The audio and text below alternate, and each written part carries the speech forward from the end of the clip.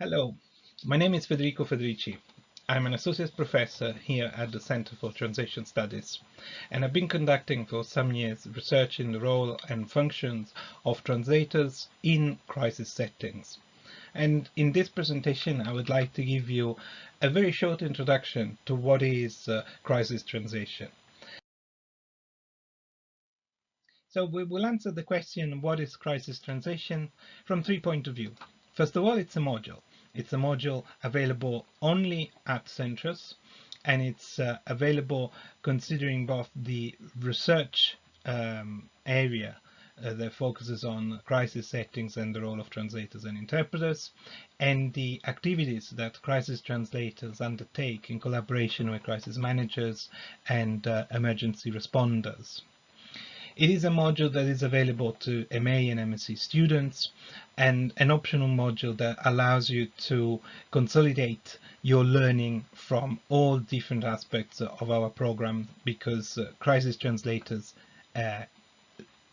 work and rely entirely on all the competencies that they've acquired as translators. And it is incredibly important that they do so, because the significance of translating in crisis settings is obvious.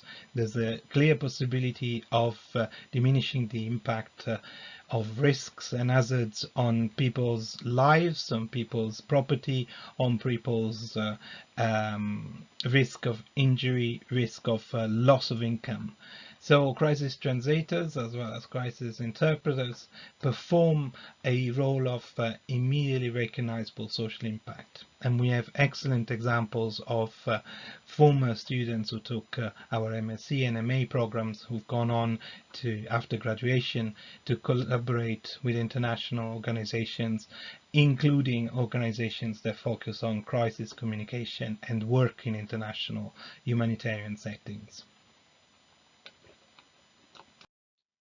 This module has very specific learning aims.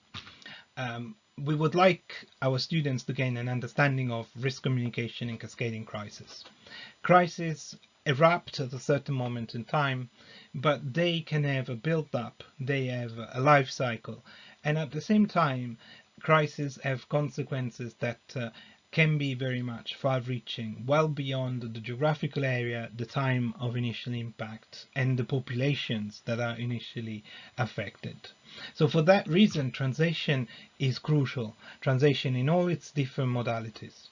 And so it is important for us to get an understanding of what type of translation technologies, what type of resources can help, including translator training, to support communication during crises of all sorts.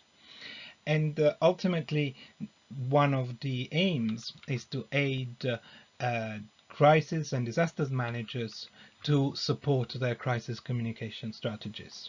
So we need to gain an understanding of how language mediation is perceived by them, but also by the many stakeholders that are involved in response to emergencies. And in many cases, we find that translation or general language needs of affected populations of those more at risk and exposed to the crisis are not considered an immediate priority. Of course, caring for the health of individuals has to be the priority in most crisis reaction, but the reality is that having access to information is often crucial also to discuss health problems. So there is a growing understanding that accommodating language needs, it is also part of a proper response to emergencies. So what we'd like to give your students is the confidence to operating in suboptimal translating conditions, often not translating yourself, but supporting budding translators who might be operating in language combinations that don't exist in the market. And we will give you an understanding of the technologies, the methods, and the skills that are involved in conducting research in crisis translations, and what it entails also in terms of understanding how to work and collaborate with crisis managers and responders. And in fact, we can say, as the slide summarizes, that translation is central to response in emergencies, in disasters, and crisis settings. Here I'm giving you an example from the Red Cross in Italy and its actions in the Mediterranean Sea when migrant ships traveled towards Italy, and rescue operations are suddenly put in place where medical and healthcare professionals are also supported by NGOs, translators and interpreters of different kinds. Some are professional interpreters, some are bilingual, some are translators who become interpreters. So who is involved in crisis translation? Well, interpreters, of course, in the oral settings in the response phase, in many of the interactions with medical personnel, in healthcare settings, but also translators when they produce materials that inform or prevent or tries to mitigate the impact of risks and hazards.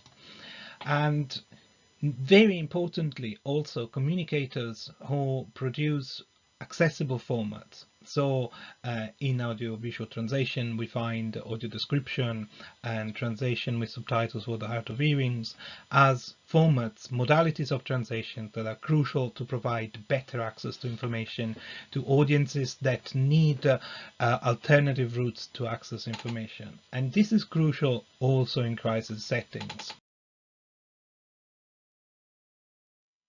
It is crucial and important because for many, access to information is a human right. And I do certainly subscribe to this idea. If we look at the Universal Declaration of Human Rights, which of course is not a legally binding document, but is a set of principles that most countries would recognize as valid, and certainly as individuals we can agree that the protection of the human being, the individuals, from risk and danger and risk to life, which is in Article 2, and the protection from discrimination because of language, ethnic or cultural or religious differences, that is in Article 3, are principles that are significant in multicultural, multidiverse societies as those in which we live in now in the 21st century. So we think that being able to provide support in all languages and information to access in suitable format is indeed a human right.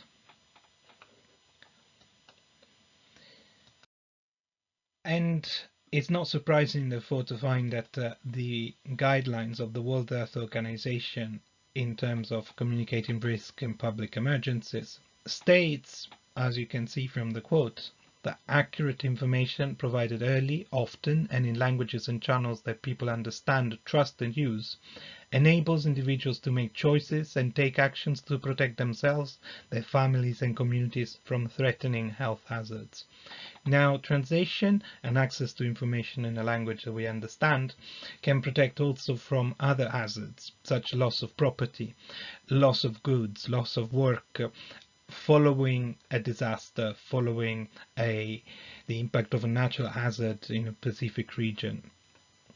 And this is why crisis translation is important. From the point of view of research, crisis translation is an intersection between a number of disciplines, and it borrowed in the last decade, but also continue to develop methods in association, in collaboration with researchers from disaster risk reductions background. That includes specialist engineers, mathematicians, modelers, as well as anthropologists, social scientists, healthcare professional, public health experts, and experts in two areas of communication: risk and crisis communication. What you do to communicate risks and how you deal with handling information in settings of crisis. Those are clearly areas that have an important role to play when training translators and interpreters who will be operating in these settings.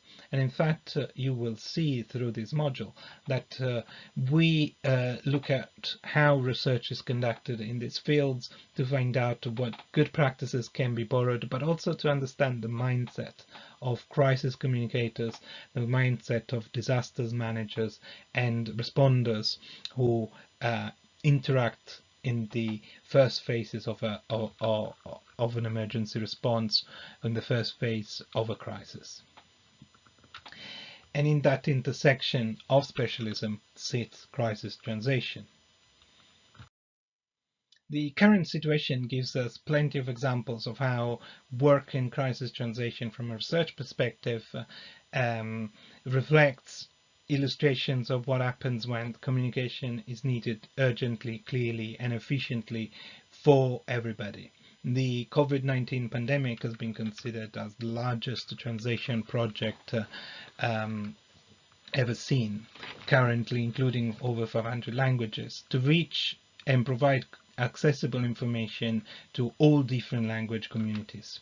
So we find that different modalities of translation, including voiceover, subtitles, and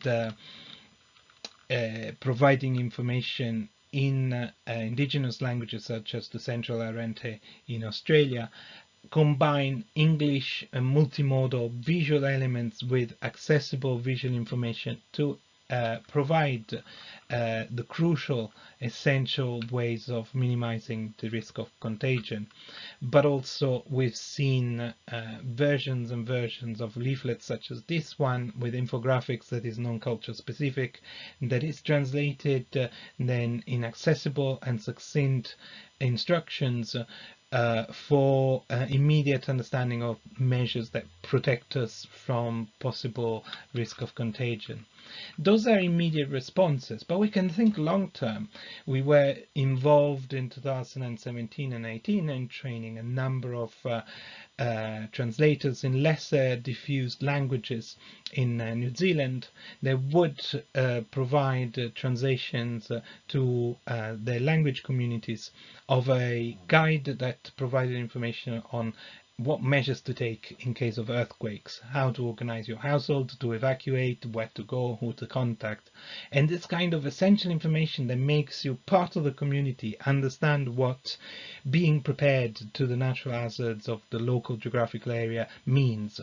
And that particular project created a pool of translators that complemented existing professionals for languages that are not offered on the market. So crisis translation also has that dimension as the dimension of an area in which the professional values have to be shared by with bilinguals who work in languages where the market is non-existent and there's no commercial opportunity to become translators straight away. And this is, however, still highly significant as a tool for reducing risk to those communities because their access to information guarantees support to multilingual societies. So thank you for your interest in crisis translation. I suggest you become our next generation of crisis translators. If you join Centres, you join a group of researchers that as part of University College, a global university. We are ethically driven to provide solutions and contribute to solutions to global problems. And translators and interpreters have often a open-mindedness and a global outlook in their actions. So we hope to see you here next year, and I hope to see many of you as my students in crisis translation. Thank you for listening.